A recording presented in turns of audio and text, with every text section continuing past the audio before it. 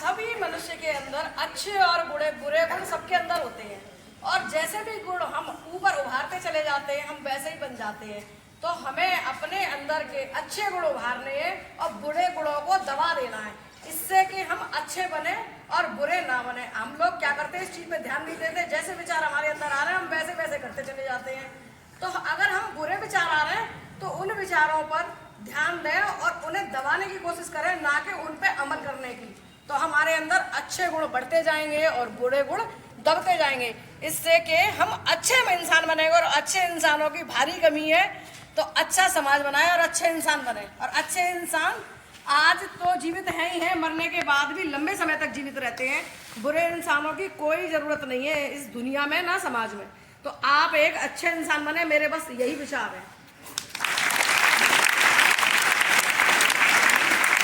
थोड़ा सा दुखी हो जाते हैं, कभी कभी हम बहुत खुश भी होते हैं अपने जीवन में।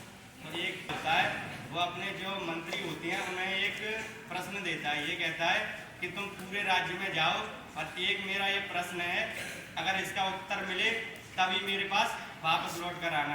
तो राजा का प्रश्न ये था कि एक ऐसी चीज़ ढूंढ के लानी है या कोई लाइन हो या कुछ भी हो कि अगर मैं दुखी हूँ तो उसे देखकर शांत हो जाऊँ, मतलब मेरा दुख जो है थोड़ा सा कम हो जाए।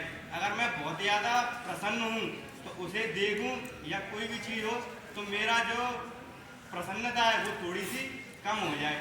तो वो मंत्री जाते हैं जो अपने पूरे राज्य में और सबको बताते हैं कि कोई ऐसी चीज़ है, तो ऐसे ही ढूंढते ढूंढते वो एक ऋषि मुनि होते हैं उनके पास पहुंच जाते हैं। तो वो अपना प्रश्न बताते हैं कि हम कई दिन से एक प्रश्न है उसका उत्तर ढूंढ रहे हैं, कि आपके पास अगर उसका उत्तर हो तो हमें बताओ। तो जो ऋषि मुनि है वो क्या करते हैं, एक ताम्रपत्र होता है उसके ऊपर कुछ लिख कर दे देते हैं। ये कहते हैं कि राजा से कह देना जब वो खुश हों तो इसे देख ले तो उनकी खुशी थोड़ी सी कम हो जाएगी। वो दुखी नहीं होंगे लेकिन उनकी खुशी थोड़ी सी कम हो जाएगी। अगर वो दुखी होंगे तो वो ऐसा नहीं है कि उनका दुख पूरी तरह समाप्त हो जाए, लेकिन थोड़ा सा कम हो जाएगा। तो वो ले जाके राजा को दे देते हैं, उस पर कुछ लिखा होता है।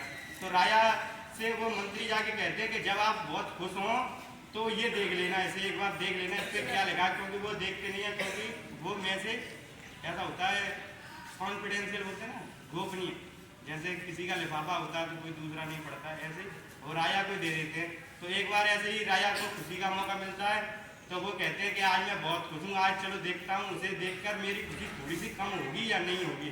तो वो वही जो ताम्रपत्र होता है उसे निकाल के पढ़ते हैं तो उस पर लिखा होता है यह समय भी जल्दी बीत जाएगा। मतलब आज तुम खुश तो हो लेकिन ऐसा नहीं है कि हमेशा ही खुश रहोगे, यह समय भी जल्दी बीत जाएगा। तो वो राजा समझ जाता है कि ये वही उत्तर है जिसकी मुझे ज़रूरत थी, क्योंकि हम जीवन में कभी खुश हों या दुखी हों वो ऐसा नहीं है परमानेंट हो, वो टेम्पररी है, वो समय चेंज होता रहता है। कभी बहुत ज़्यादा खुश हैं, कभी बहुत ज़्यादा दुखी हैं। तो राजा को उसका सही जवाब मिल चुका था। ऐसे ही हम वहाँ गए थे टूर पे, तो थोड़े बच्चे कुछ ऐसे हैं दुखी हो गए ज़्यादा, वहाँ पर कि हम एंजॉय नहीं कर पाए। तो आज लेकिन उतने बच्चे सोचना आज उतने डिसअपॉइंट नहीं है जितने उस दिन थे। उस दिन और जो बच्चे उस दिन गए थे वो बहुत ज़्यादा खुश थे कि देखो आज हम घूमने आए, लेकिन आज वो उतने ज़्यादा खुश नहीं होंगे।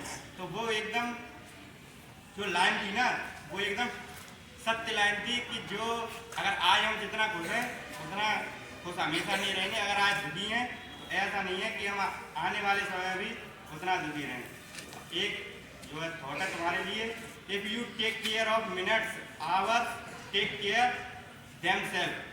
अगर तुम एक एक मिनट का अगर महत्व समझोगे तो तुम्हें ये नहीं मतलब तुम्हें एक घंटे के बारे में नहीं सोचना पड़ेगा। अगर तुम एक एक मिनट काम करोगे ना किसी के ऊपर तो तुम्हें ये नहीं सोचना कि मुझे एक घंटे यही करना है। जैसे तुम पढ़ते हो ये टारगेट बना के कि मैं 2 घंटे पढ़ूंगा या 1.5 घंटे पढ़ूंगा या 3 घंटे पढ़ूंगा। अगर तुम ये ऐसे हर एक मिनट पढ़ते रहोगे तो तुम्हें पता ही नहीं चलेगा कि तुमने 2 घंटे या 1.5 घंटे कब पढ़ते बिता दिए, तुम्हें पता ही नहीं चल पाएगा।